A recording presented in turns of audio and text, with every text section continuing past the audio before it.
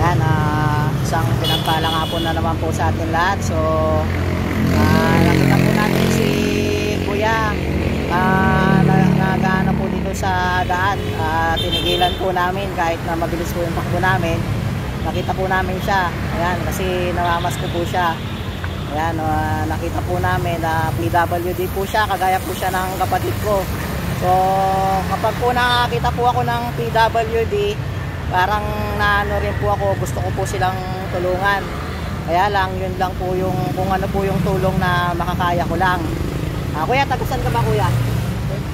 Pembo, so dito lang po. Doon. Matagal ka nang paikot-ikot dito kuya?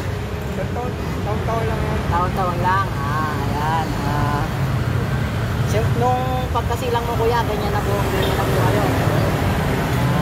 Ayan. So, hindi po natin talaga maano kasi ang buhay ng tao, kahit yung kapatid ko sinilang, pipi, wala po tayong magagawa. So kailangan lang po natin silang unawaan.